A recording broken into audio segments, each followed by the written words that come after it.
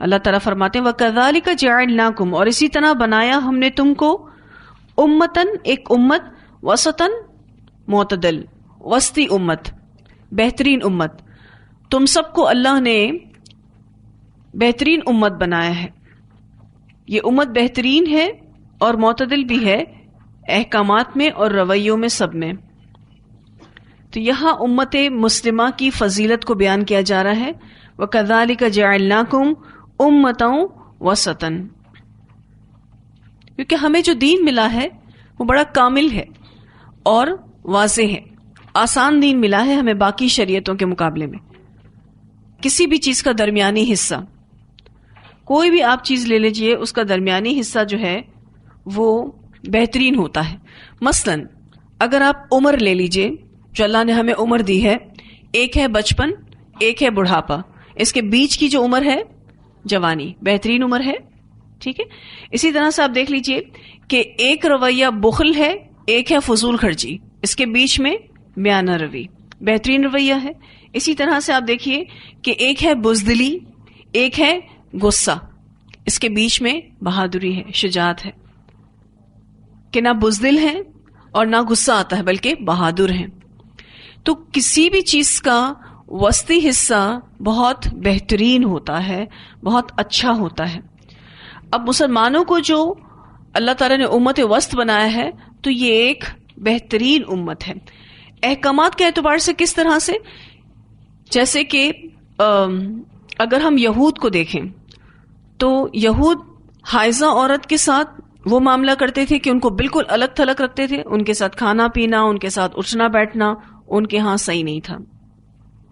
اور نصارہ بالکل ہی کسی چیز کو فالو نہیں کرتے تھے، ہر طرح کا، ایون اگر عورت حیض سے ہے تو جسمانی تعلق بھی قائم کر لیتے تھے.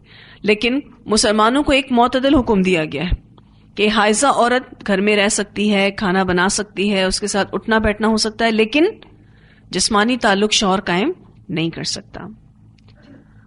تو ایک معتدل رویہ. اسی طرح سے ہم دیکھتے ہیں کہ پچھلی امتوں کے احکامات تھوڑے مشکل تھے کہ اللہ سبحانہ تعالیٰ نے یہود کو قتل کا بدلہ صرف قصاص کے ساتھ دیا تھا، اور نصارہ کو عفو درگزر کا صرف معاملہ دیا تھا کہ اگر ان کے ہاں کوئی قتل ہو جاتا ہے تو عیسائی اس کو صرف معاف کریں گے، اور یہود کے ہاں اگر کوئی قتل ہو جاتا تھا تو سامنے والے شخص کو صرف قتل کر دیا جاتا تھا. ایک قصاص کے بارے میں انشاءاللہ آپ آگے پڑھیں گے. لیکن ہم مسلمانوں کو اللہ تعالیٰ نے قصاص کا بھی آپشن دیا ہے، دیت کا بھی آپشن دیا ہے، دیت یعنی خون بہا لے لیا جائے، اور معافی کا بھی. قصاص سمجھتے ہیں کسے کہتے ہیں؟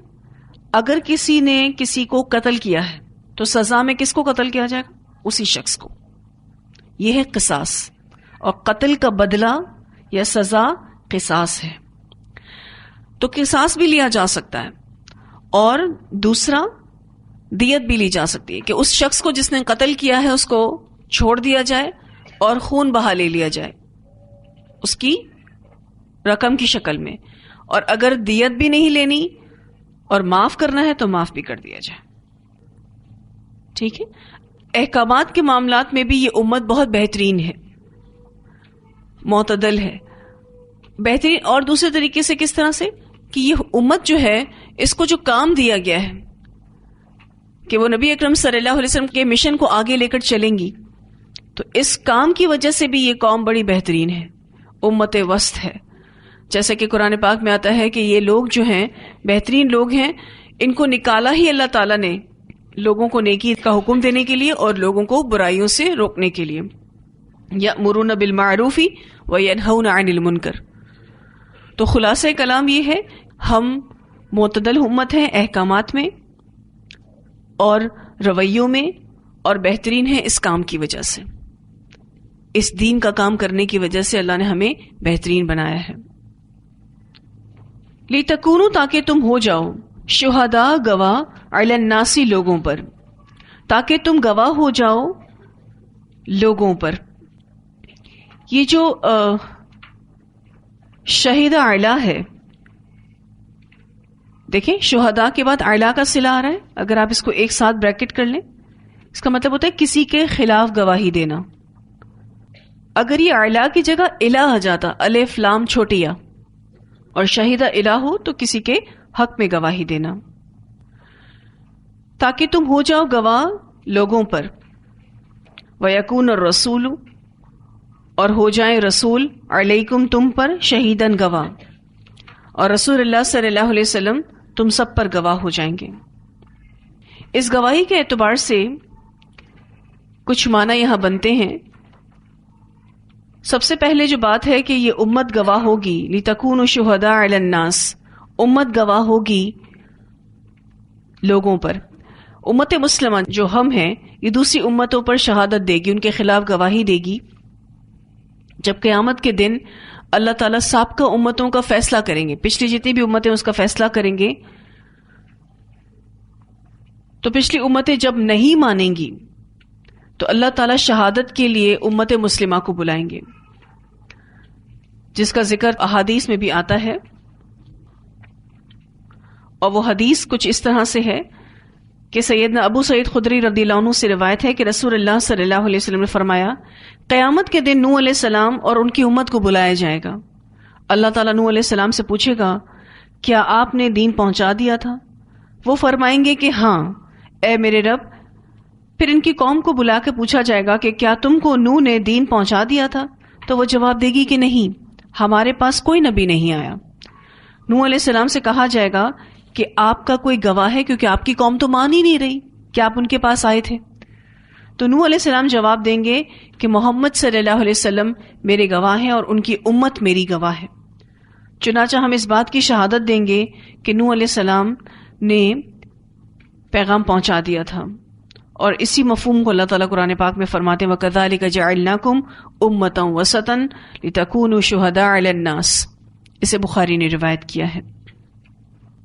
اس گواہی کا دوسرا معنی یہ کیا جاتا ہے دنیا ہی میں مسلمانوں کی کسی کے حق میں نیک اور بد ہونے کی شہادت، یہ دوسرا معنی ہے۔ اس بارے میں حدیث ملتی ہے، سیدنا انس بن مالک رضی اللہ تعالیٰ عنہ بیان کرتے ہیں کہ صحابہ کرام ایک جنازے کے پاس سے گزرے، ایک جنازے کے پاس سے گزرے تھے صحابہ کرام، اور اس کی اچھائی بیان کی تو آپ صلی اللہ علیہ وسلم نے فرمایا واجب ہو گئی۔ پھر ایک دوسرے جنازے کے پاس سے گزرے تو اس کی برائی بیان کی تو فرمایا واجب ہو گئی۔ صرف اتنا سا کہا آپ صلی اللہ علیہ وسلم نے۔ سیدنا عمر بن خطاب رضی اللہ عنہ نے پوچھا کہ کیا واجب ہو گئی؟ آپ صلی اللہ علیہ وسلم نے فرمایا، تم لوگوں نے اس کی اچھائی بیان کی تو اس کے لیے جنت واجب ہو گئی، اور اس کی برائی بیان کی تو اس کے لیے جہنم واجب ہو گئی۔ تم زمین میں اللہ تعالیٰ کے گواہ ہو، اسے بخاری نے روایت کیا ہے۔ تو دوسرا معنی کسی مسلمان کے لیے نیکی کا یا بدی کا گواہی دینا کہ یہ نیک شخص ہے یا برا شخص ہے۔ تیسرا معنی اس شہادت کا آپ صلی اللہ علیہ وسلم کا صحابہ کرام کو حق پہنچانا، رسول اللہ صلی اللہ علیہ وسلم کا صحابہ کرام کو، صحابہ کا تابعین کو، تابعین کا تبع تابعین کو، اور پھر اس کے بعد کے لوگ جتنے بھی ہیں ان سب کا آگے گواہی دینا۔ اس طرح امت کا ہر طبقہ آنے والوں پر شہادت دے گا۔ اس بارے میں جو حدیث ہے کہ نبی اکرم صلی اللہ علیہ وسلم حجۃ الوداع میں صحابہ کرام سے پوچھا کہ کیا میں نے اللہ کا پیغام آپ لوگوں تک پہنچا دیا؟ تو سب نے کہا کہ بے شک آپ نے پہنچا دیا۔ اسے بخاری نے روایت کیا ہے۔ ٹھیک ہے، اور گواہی اسی طرح سے آگے سے آگے بڑھتی جائے گی، اور نبی اکرم صلی اللہ علیہ وسلم نے بھی اللہ کا پیغام لوگوں تک پہنچایا۔ ایک اور بھی حدیث اس بارے میں کہی جاتی ہے، سیدنا ابو سعید خدری رضی اللہ عنہ بیان کرتے ہیں کہ رسول اللہ صلی اللہ علیہ وسلم نے خطبہ دیا، لوگوں تم اللہ کے سامنے اکٹھے کیے جانے والے ہو، اور میری امت کے کچھ لوگوں کو بائیں طرف لے جایا جائے گا، تو میں کہوں گا اے میرے رب یہ تو میرے ساتھی ہیں، تو کہا جائے گا آپ نہیں جانتے کہ انہوں نے آپ کے بعد کیا نیا کام کیا تھا، تو میں کہوں گا جیسے صالح بندے عیسیٰ علیہ السلام نے کہا تھا وَكُنْتُ عَلَيْهِمْ شَهِيدًا مَا دُمْتُ فِيهِمْ فَلَمَّا تَوَفَّيْتَنِي كُنْتَ أَنْتَ الرَّقِيبَ عَلَيْهِمْ اور میں ان پر گواہ تھا جب تک میں ان کے درمیان رہا، اور پھر جب تو نے مجھے اٹھا لیا تو تو ہی ان پر نگران تھا. اسے بخاری نے روایت کیا ہے.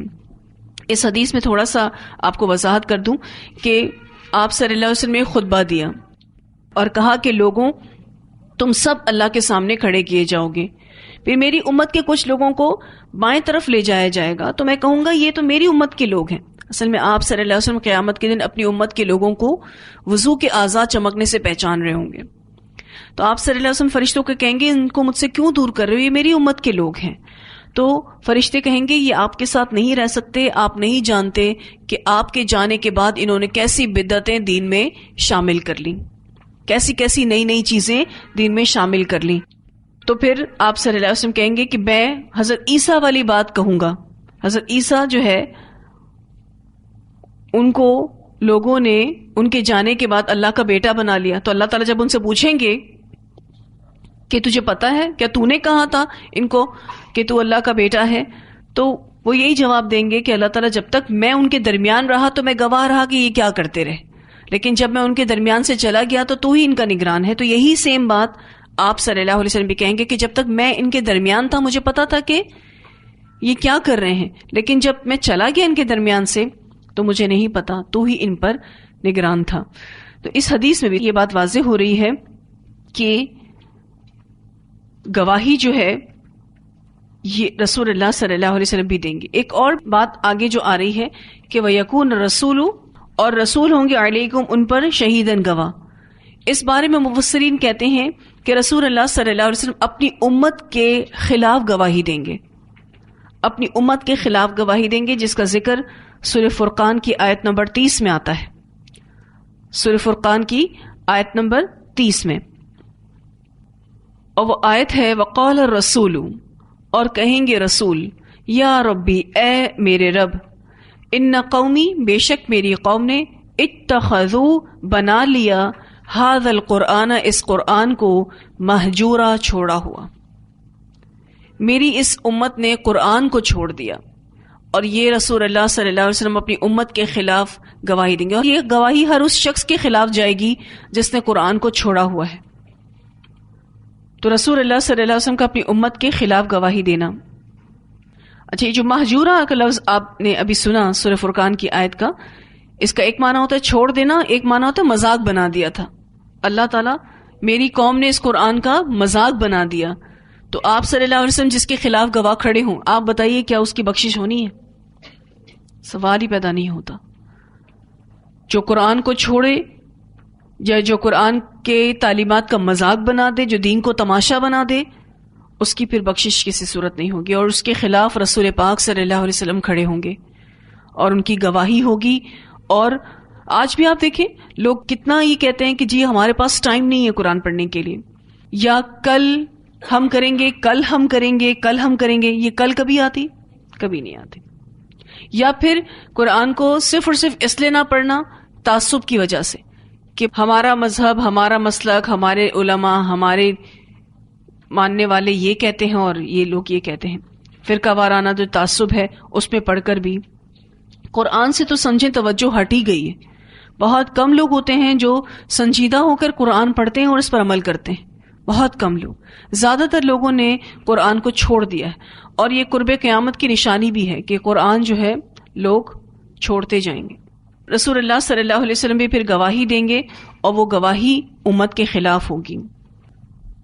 آگے اللہ تعالیٰ فرماتے ہیں اور وما، اور نہیں جعلنا بنایا ہم نے القبلۃ قبلے کو، التی اسے کنتا تھے آپ علیہا جس پر، ہم نے آپ کو جو وقتی طور پر ایک قبلہ دیا تھا یہ مستقل قبلہ نہیں تھا، اور نہیں بنایا ہم نے قبلہ اسے تھے جس پر آپ علیہا جس پر یعنی بیت المقدس کی بات ہو رہی ہے.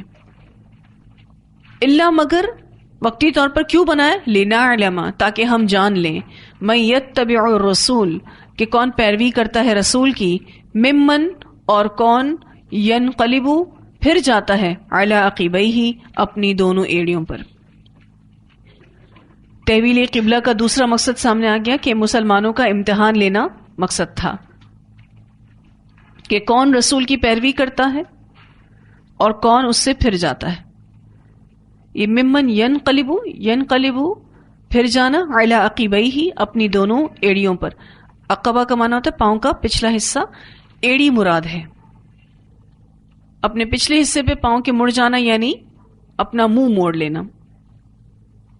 تو یہ امتحان لینا مقصد تھا کہ کون رسول کی پیروی کرتا ہے اور کون اپنی ایڑیوں کے بل مڑ جاتا ہے. وَإِنْ اور بے شک کانت وہ تھی بات لَكَبِيرَةً البتہ بڑی بھاری، الا مگر علی الذین ان لوگوں پر نہیں، بریکٹ دیا ہے ہم نے، حد اللہ جنہیں ہدایت دی اللہ نے. وَإِنْ کا ترجمہ بے شک، لَكَبِيرَةً پر جو لام تاکید لگا ہوا ہے اس کو سرکل کر لیں پلیز. اچھا یہ ان جو ہے یہ تھا ان کا ترجمہ کیا ہے؟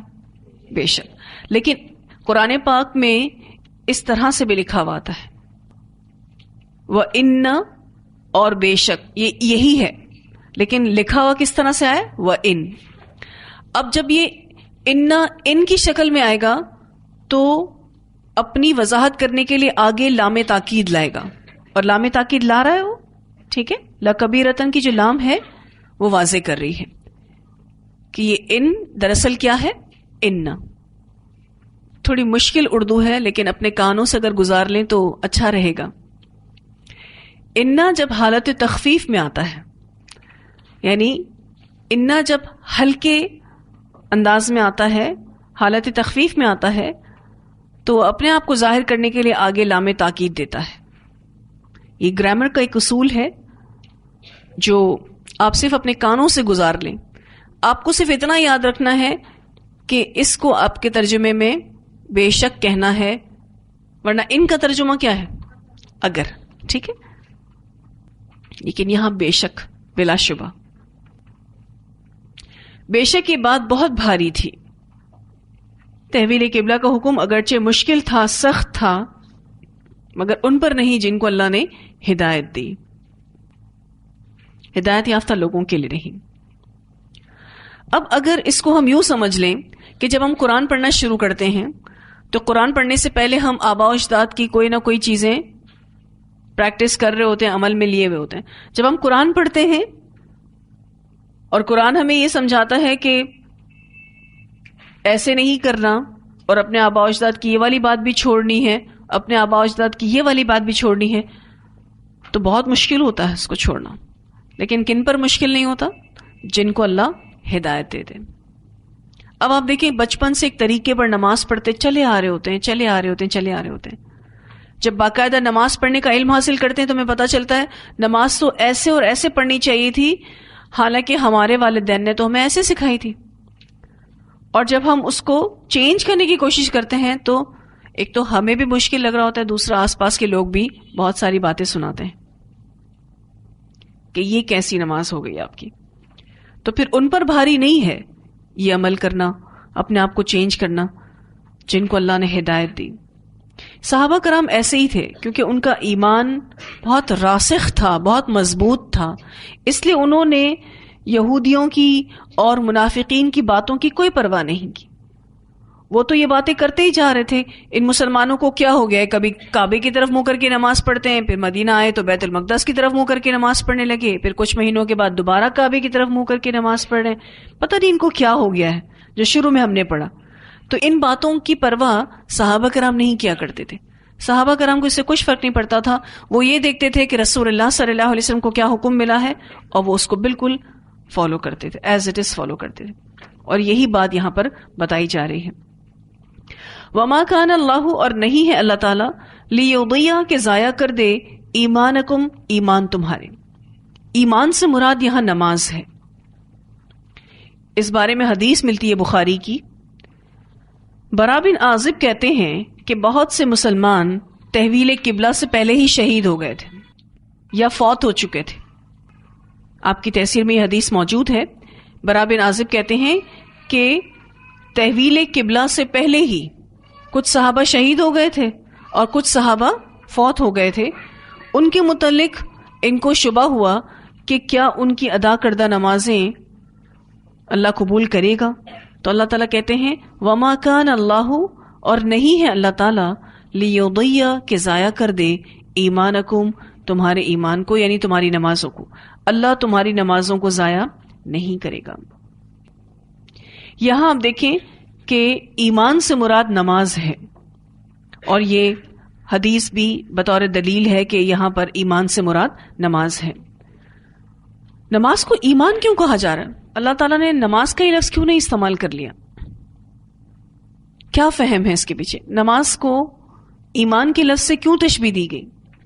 نماز ہی وہ چیز ہے جو مومن اور کافر کے درمیان فرق کرنے والی چیز ہے، یعنی جو شخص نماز نہیں پڑھتا اس کے اندر ایمان کی کمی ہے، وہ اپنے ایمان کو ضائع کر رہا ہوتا ہے جو نماز نہیں پڑھتا. تو نماز جو ہے وہ دراصل ایمان کی علامت ہے، ایمان کی عملی شکل ہے. جس کے اندر ایمان ہوگا اس کی عملی شکل نماز ہے. اب جو نماز نہیں پڑھتا، اب آپ سوچیں وہ ایمان کے کس لیول پر ہے پھر. ان اللہ بے شک اللہ تعالیٰ بالناسی لوگوں کے ساتھ لرؤوف الرحیم البتہ شفقت کرنے والا ہے، رحم کرنے والا ہے. اللہ تو لوگوں کے ساتھ البتہ شفقت کرنے والا اور رحم کرنے والا ہے. اس بارے میں کہ اللہ کیسا شفقت کرنے والا اور رحم کرنے والا ہے، اس بات کو نبی اکرم صلی اللہ علیہ وسلم نے واضح کیا. ایک مرتبہ ایک ایسی قیدی عورت کو دیکھا آپ صلی اللہ علیہ وسلم نے جس کا بچہ اس سے جدا ہو گیا تھا.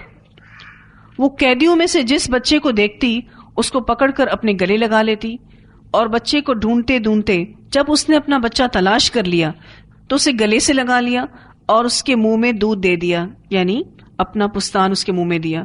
یہ دیکھ کر رسول اللہ صلی اللہ علیہ وسلم نے صحابہ کرام سے پوچھا تمہارا کیا خیال ہے، یہ عورت اپنے بیٹے کو آگ میں ڈال سکتی ہے؟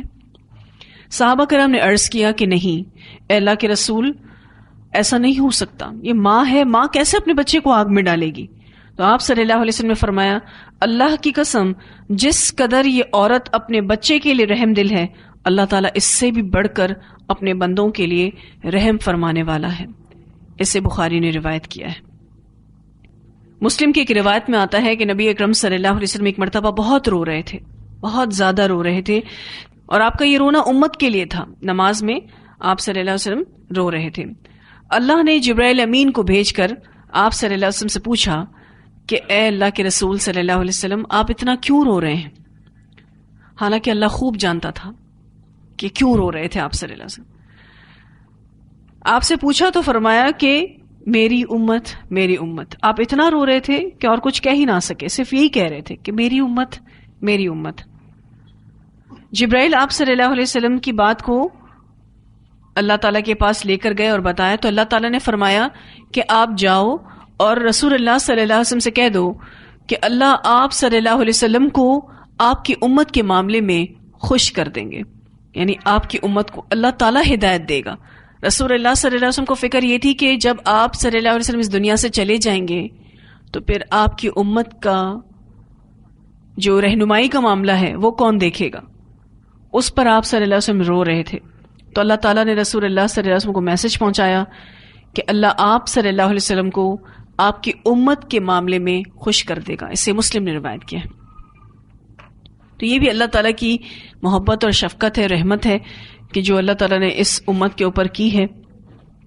ان اللہ بالناسی لرؤوف الرحیم، کہ بے شک اللہ تعالیٰ لوگوں کے ساتھ البتہ شفقت کرنے والا ہے اور رحم کرنے والا ہے.